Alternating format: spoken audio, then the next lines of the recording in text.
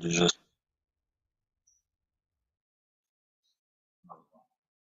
Shalom, shalom, shalom, Baruch Hashem, qu'Akadosh Baruch Hu nous bénisse. Alors, nous voici dans notre étude de la Torah. Nous sommes dans la deuxième partie, la suite. La première partie est là, au micro du pasteur Bobo. Nous avons parlé de quoi? Des données, la puissance, le pouvoir des données. Nous l'avons déjà expliqué et nous allons continuer la deuxième partie à travers ces mots demi-shekel. Voilà. Donc, au lelo, toujours quand tu as expliqué, mon oyo, ma khatit à shekel. Oyo, tu à demi-shekel. Donc, demi-cycle. Voilà. Et puis, tu relobela, mon oyo tzedaka, qui veut dire un don, et qui vient aussi du mot tzadik, juste. Alors, prions avant d'entrer directement dans notre étude. Baruch ata Adonai Elokeinu melech haolam noten haTorah hamashiach tzidkenu. Amen. Que cette étude apporte des réfouis chez les mains, des guérisons complètes, des bénédictions, de la joie de la Torah à toi et à toute ta famille, au nom puissant de Yeshua. Amen. Alors, voilà. Enlevons ça, l'étude de la Torah. Et voilà. Voilà. Deuxième partie, hein. Nous sommes dans la deuxième partie. Demi-shekel ou demi-cycle. Donc, je me présente, c'est le pasteur Manhattan Kiafa Aigle Royal du ministère Arbre de Vie en Italie. Je suis étudiant de la Torah authentique auprès des maîtres d'Israël et aussi enseignant de cette Torah aux nations. Donc des ambassadeurs des Tanakh, des gens qui vont prendre dans la source et pour aider les gens à ceux qui retournent à la Torah, parce que c'est même Yeshua l'a dit, avant l'arrivée ou le retour de Mashiach, Dieu va maintenant révéler sa parole en hébreu, comment la parole en hébreu et kopanzana na monde entier. Parole en hébreu yango ebombi sikoyo ba révélation nyonso. Mais de traverser histoire na biso na ba Bible na biso, c'est bon, c'est bien. Mais à la fin, regarde, Hachem a réservé la parole, la Bible, les explications en hébreu. Ça ne veut pas dire, toujours répétant ou l'air nyonso, tene tote yaka ezamabe ezanango bien, mais retour na source pour ebimisa biso na certaines polémiques bamakambo ebele tokobima nango oyo ke torande komema unité na monde, unité dans la différence. Donc Torah est sa religion. Torah, c'est pas une religion. La Bible n'est pas une religion. Donc, bisonde to komisango religion. Aujourd'hui, bah, chrétien, bah, nani, bah, musulman. Non. La parole de Dieu est pour toute l'humanité. Mais, faut, ce qu'on comprendre pour toute l'humanité, c'est dans sa source. Alors, continuons notre étude. Alors, voilà, demi-cycle. Deuxième partie de l'étude. Alors, on enlève ça. Nous sommes dans la deuxième partie de notre étude. Voilà maintenant demi-cycle. Demi-cycle en hébreu, machatzit shekel. Donc, bah, verset sitotiaki, verset zawana, nous en Exode 30, verset 13. Là où on voit le Lévitique, donc Exode 30, verset 13. Exode 30, verset 13, Dieu dit chacun amènera un demi-shekel, donc un demi-cycle. En hébreu, Maratit shekel. Voilà comment on écrit Maratit. Donc, on explique les awa, pas ba code vandi, pas révélation bombami na mon oyo Maratit. Maratit, et puis on explique offrande, qui veut dire tzedaka, oyo, ba traduisa au monde, donc au pesa, ba pauvre. Voilà, nous faisons la Bible, expliquer qui en haut. Et puis la personne qui donne, il est appelé tzaddik. Vous retenir mon oyo, tzedaka, offrande au monde, don, et la personne qui donne, il est appelé juste. Donc, tzaddik, voilà le mot tzaddik. Pas le mot, mot oyo uti na tzedaka.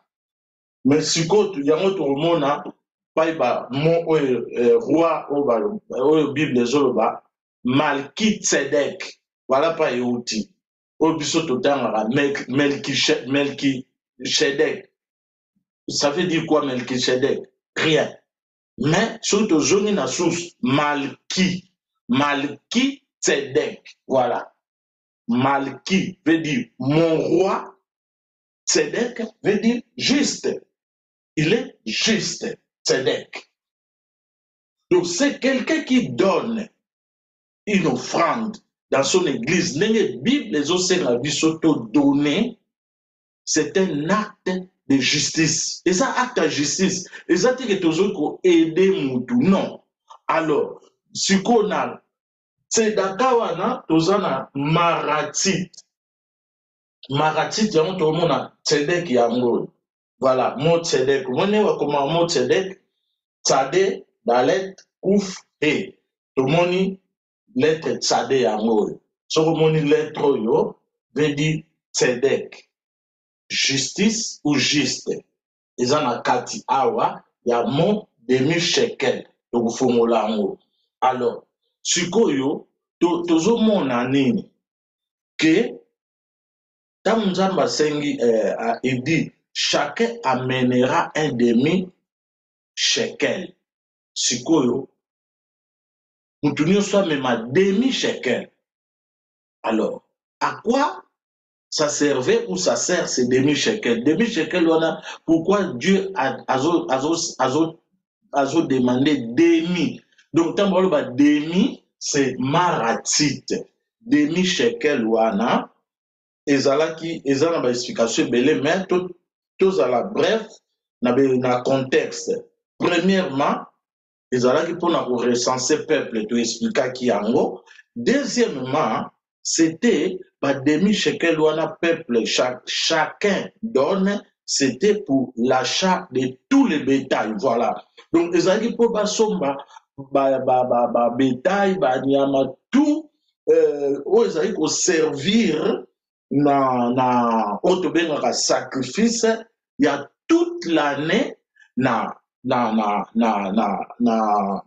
mikdash na mishkan ou tabernacle puis na temple omoni demi sekel wana rôle nango donc ezali ko se servir pour na temple pour na ba besoin ya temple donc tokoko la polémique te na ba donner ebisaka bato ke bopesaka te eleka ekoki koleka te eoleka ndenge nini donc soki totali yango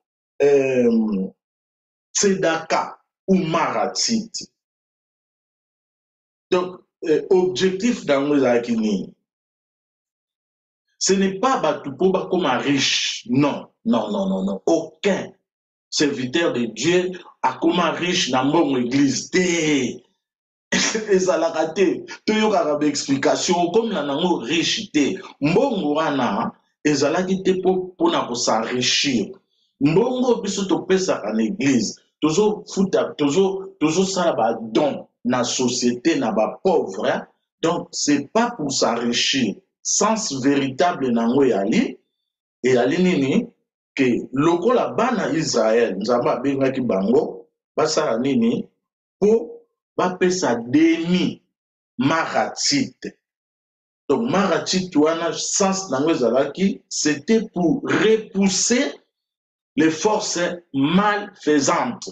Donc, les alaki, marasito, moni demi force nango, ezako éloigné, ezako benga na ba force maléfique, na biso, na libota, na biso, na batumsuso, to yebite, tanga na zope, c'est ça, sens nango. Donc, des forces maléfiques, ezali na mukili oyo. Voilà, sens nango. Et il n'y aura pas de peste parmi vous. Regarde le monde lelo. Toujours vivre même ma o les cas na désert o les cas yango to vivre siko o Bible lobela. Donc il y a des maladies qu'on appelle cryptogénétiques et ça n'a commoté. Donc tout est bimi ba scientifique toujours mon nango lelo. Mais Dieu nous a donné les remèdes. Ndenge toko vivre na temps oyo avant délivrance finale, temps oyo la situation est comme dure dans le monde. C'est-à-dire en donnant ces demi-shekels. Demi-shekels, chacun d'eux, chacun personnellement, repousser les effets négatifs. Les effets négatifs faisaient belé la vie. Moral, mental, spirituel. Donc, tant qu'on a ça, Tzedaka, na troisième point, tout le monde a Tzedaka sauve de la mort. Tant que la mort, il s'agit de la mort spirituelle, matérielle, il s'agit de la mort, tout le monde en haut. Na Proverbe 11:4, il est écrit où Tzedaka tatil mi mavet. Donc, le Tzedaka sauve de la mort. Chez nous, c'est écrit fortune. Mais la Bible, comment mi Tzedaka? Alors, Sukoyo, Tokota, on a développé mon Oyo Tzedaka. Tzedaka qui veut dire demi. C'est-à-dire quoi? C'est-à-dire chacun, chacun ayana complète, mais ayana demi. Qu'est-ce que ça veut dire chacun amènera un demi. Demi wana, demi shekel, mahatit, ezali notion ya moitié. Donc, notion moko, il y a de compléter avec l'autre. Donc, naza moitié. Tout et chacun de nous, tous à moitié. Donc, complément na biso ezali et pas ya oyo muninga no mususu. Donc, tant que je ne donne que la moitié. Je ne donne que ma moitié avec l'autre. Quand je donne, c'est-à-dire la pesi mutuana, l'autre, la pesi moitié, donc on a nazo pesa, naza ko compléter sikoyo, l'autre moitié qui me manque. Voilà secret à donner en wana. Bisoto yaka na idée, je donne pour s'enrichir. Non. Donc, Dieu nous demande toujours, il y a moitié, toujours il y a la moitié. Na fortune na quelque chose à offrir l'église est à moitié oyo na dit faut la moitié moko pona ba pauvre c'est ça Tzedaka mais awa na bazolo la temple na ba bétail qui servait pour le temple ba bloc je servi na l'église na biso donc il faut mutu na obligation morale ya koya donner à l'église. Donc, tant que tu donnes, tu ne donnes que la moitié. Et ça, c'est que aux yana donner complet. Pourquoi Dieu demande la moitié? Parce que nous que c'est pour moi l'église, c'est pour moi le tabernacle. Il y a un tabernacle, nous offrande moitié, allez, tabernacle tongami, temple tongami, parce que ce que zaki na mutu moko yaki na offrande na ye tumbala moko bien le binonyos tout botia tenga na pesi et komi yaye temple comme yaye, tabernacle comme yaye. Mais le coup la montunyo soit moitié, temple, tabernacle appartient à tout le monde. Donc, c'est-à-dire l'église, dans ce temps, tozoya, tozopesa wana, tozopesa ba moitié, ya biso, ya âme, ya moto, ya pesi. Parce que cette église lui appartient, n'appartient pas au pasteur. Donc, naza, moko fona reconnaître ba acte moko juste. Quand nazo repesa offrande l'église, nazo pesa ba don, je suis un homme juste. C'est ça, Mahatit. C'est ça, démicycle. Alors, tout le monde ce qu'on est hébreu, démicycle, pas autre combien, voilà. Au moment où Mahatit, démicycle, tout le monde ce qu'on a, avant tout souffle ça, alors, voilà. Yango. Voilà mon tolobaki, mon oyo, c'est Dakar. Donc, c'est d'être juste. Tout le monde a dit on est comme maman, comment nous voilà. Moni, c'est Dakar yango. Bakuma kango pa tout chango na no. C'est Dakar. To longola mo wana neza na hébreu. C'est Dakar. Sade Daled Kouf et voilà. Yango babengi c'est Dakar. C'est Dakar. C'est Dakar. C'est Dakar. Oyo ebimisimo juste. Juste. Le monana, mon juste. Voilà. Alors, au moment où le code na hébreu, c'est-à-dire pas la révélation est vendue. Et en moment lettre oyo, c'est Dakar. Injuste. Aza, ta, nakatia, demi. Injuste avant na demi shekel wana toujours monde. Mahatit. Voilà, juste hier, avant dia. C'est Dakar. Oba bengi tzedek, juste. Alors, sikoyo, azana millier ya nini, millier entre deux mots. Ou ezali awa, tout na 1, 2, 3, 4 lettres. Donc, on a 2 syllabes. Autre bimisa, secret ya mahatit, ou ya demi shekel. Donc, tu as mot oyo. Premier mot oyo. Première lettre. Voilà. Yango yo, to kitsi yango awa. Lettre yango ya. Het. Voilà, lettre het yango yo, het. Oyo, lettre yud. Yud yango. Sikoyo, qui veut dire, qui se prononce chai. Chai. Bon. Tout est sikoyo, na première lettre, même na dernière lettre,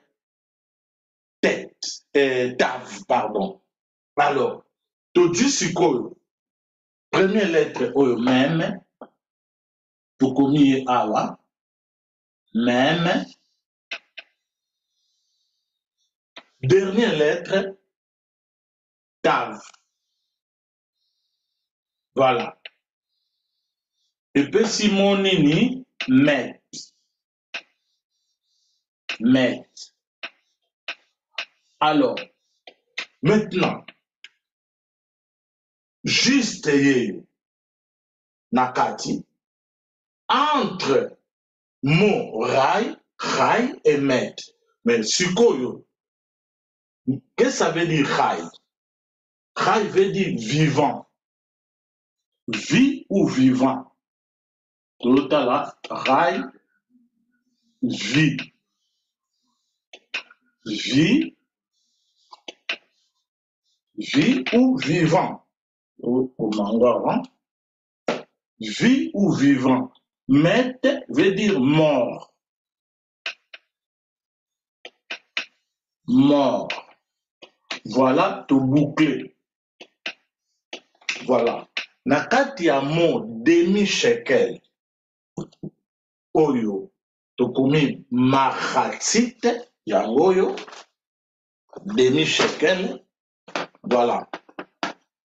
Mahatsite. Qui veut dire demi, qui veut dire moitié. Alors, qu'est-ce qu'on voit dans ces mots? Il y a la notion tzaddik, injuste, celui qui donne, azopesa dimina, azopesa tout, ba donner, ba don, azosala. Azali entre mon oyo, vie et la mort. C'est-à-dire quoi? Donc, un tzaddik est au milieu de ces démons. C'est ça la vie dans le monde. Oh, quand on parle de la vie, quelqu'un où il y a la vie, donc c'est-à-dire c'est quelqu'un qui est vivant. C'est quelqu'un qui donne un sens à son existence. C'est ça vivant. Donc parole faisait vivante. Vinanga faisait la vivante. Mais il faut la donner sens. Il y a vie en tant que chrétien, en tant que serviteur de Dieu, en tant qu'enfant de Dieu dans l'humanité, nous avons donné sens à la vie à travers l'action de justice, qui veut dire de donner des dons. Yango yo, basalaka, riche basalaka yango. Au monde nazo aider ba pauvre, secret yango yo. Eza na Bible bayeba ki yango. Acte wana ya maratite. Eza pona pour éloigner ba esprit malfaisante. Et puis tout ça na nini la mort. Donc balobi tzedaka ba maratite sauve de la mort. Quelle est cette mort? Mort spirituelle, mort intellectuelle, mort mentale, mort ya ba idée. Yango zomona ba polémique mususu tozo sala pona parole na Nzambe ya ko donner. C'est ça la mort. Au lieu na ça la recherche, na étudier, na donner sens, na luka sens ya mot. Donner, na luka sens ya mot. Demi-shekel dans la source, nga na bimi, na bandi, kukukeda, ba yibaka mo, bope sa ba donte, bope sa ba dimite. Comme nous avons dit, ce qu'on a raison, tu ne veux pas donner, tu es libre. Mais nous devons être prudents. Il y a qu'à inciter Badou. Parce que, au moment où maratite, ils ont la force, où ils ont éloigné certaines puissances maléfiques. Tant nous avons prié, la prière n'a pas l'accompagner na puissance, mais tant nous avons kotia obstacle na pesa kate bayiba kambongo ko pesa te na ye Dieu Jésus nazo prier na prier. Est-ce que na prière nanga eza ko apporter vie ou eza ko apporter la mort? Vie nanga ou la mort, il y a connaissance. Parce que tout ce que nous donnons, ça retourne contre nous, sur nous. Quand je prie, quand je parle, je sème quelque chose. Oh, on a sémé, ça va retourner sur moi. Ce qui a sémé ma parole, il y a mort, il y a maître. Mais